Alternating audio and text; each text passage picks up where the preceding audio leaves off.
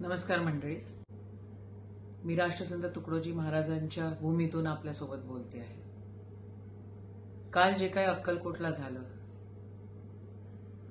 प्रवीणदादा गायकवाड यांच्यावर जो हल्ला झाला त्याचा निषेध या ठिकाणी तुमच्या समोर करते आहे.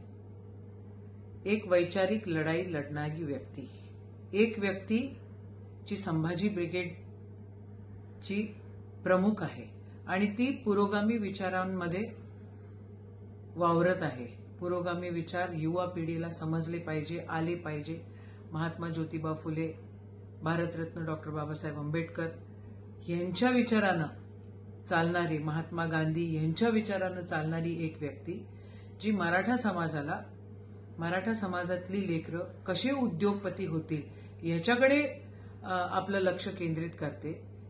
अशा पुरोगामी विचाराच्या व्यक्तीवर असा भयाड हमला कोणी भाजपचा सचिव आहे काटे म्हणून त्यांनी केला, हे महाराष्ट्र खपवून घेणार नाही. कशासाठी केला? ज्या प्रकारे आदरणीय पानसरेंना तुम्ही मारलं, ज्या प्रकारे तुम्ही कलमुर्गीला त्या ठिकाणी मारलं, ज्या प्रकारे तुम्ही हे हमले आणि हे जे काय रुजवता आहे त्याच प्रकारे हा हमला होता असं आम्हाला वाटायला लागलेलं आहे. कोणी असं कसं करू शकतं आणि या सगळ्या गोष्टीला प्रोत्साहन सरकार कसं देऊ शकतं याचंही आश्चर्य आहे. होम मिनिस्टर आहेत मुख्यमंत्री साहेब, मुख्यमंत्री आहात तुम्ही. आदरणीय देवेंद्र दादा, तुम्ही मुख्यमंत्री आहात, तुम्ही होम मिनिस्टर आहात आणि काल तो जनसुरक्षा विधेयक तुम्ही पास करून घेतलेला आहात. जनता त्या विधेयकासोबत नाही आहे, पण ही जी गुंडागर्दी सुरू आहे धर्माच्या नावाने, काय शिवप्रतिष्ठान काय करतायत? विधानसभेमध्ये निकाल लागल्या त्या दिवशी असेच अमरावतीतले शिवप्रतिष्ठानची मंडळी येऊन त्यांनी शिवाजी महाराजांच्या पुतळ्याच्या समोर स्वतःचे फोटो लावले. त्यांनी भारतरत्न डॉक्टर बाबासाहेब आंबेडकरांच्या प्रतिमेच्या तिथे दंगल केली, दगड फेकून मारले. हे असं खपवून घेणार नाही महाराष्ट्र. महाराष्ट्र धर्म त्या ठिकाणी जपल्या गेला पाहिजे. आदरणीय प्रवीणदादा गायकवाड हे अहद ऑस्ट्रेलिया, तहद कॅनडा असा एक उपक्रम राबवतात. त्या ठिकाणी ते मराठा पोरं कसे उद्योगपती होतील याच्यावर लक्ष देतात. त्या ठिकाणी ते महाराष्ट्रातल्या जनसामान्यांसाठी काम करतायत आणि शिस्तीने काम करतायत. तुम्हाला लढाई लढायची आहे ना तर लढा ना, पण हिंदू धर्माला तुम्ही बदनाम नका करू.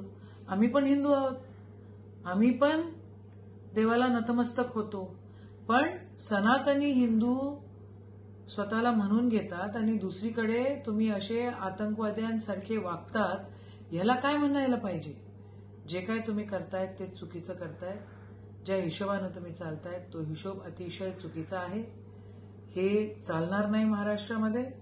आणि ही जी व्यक्ती आहे काटे म्हणून, जी भाजपाची सचिव म्हणून त्या ठिकाणी युवा मोर्चाच्या सचिव आहेत म्हणतायत, त्यांच्याकडे कारतूस आणि त्यांच्याकडे काय अवजारं सापडल्या गेली होती, या गोष्टीला तुम्ही सपोर्ट करतायत. हे चालणार नाही महाराष्ट्रात.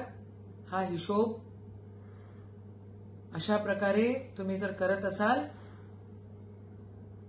तर लक्षात ठेवा, महाराष्ट्र हे खपवून घेणार नाही. प्रवीणदादा गायकवाडवरचा जो हल्ला झाला हा जीवघेणी हल्ला आहे आणि हे जे कार्यकर्ते तुमचे जे आहेत आदरणीय फडणवीस दादा, या कार्यकर्त्यांवर तुम्ही कारवाई केली पाहिजे, त्यांच्यावर ऍक्शन घेतली पाहिजे, त्यांना जेलात डांबलं पाहिजे. आणि अशा प्रकारचे हल्ले जर परत होणार असतील, शिव धर्म प्रतिष्ठानचे जे कोणी आहेत तुमचे नेते, ज्यांच्यावर तुम्ही वाकून त्या ठिकाणी नमस्कार करतात, हे चालणार नाही. त्यांचा पण निषेध आहे आणि तुमचा पण या ठिकाणी निषेध आहे. हे जे काय झालेलं आहे याचा पण निषेध आहे. असा महाराष्ट्र खपवून घेणार नाही. जय हिंद, जय महाराष्ट्र.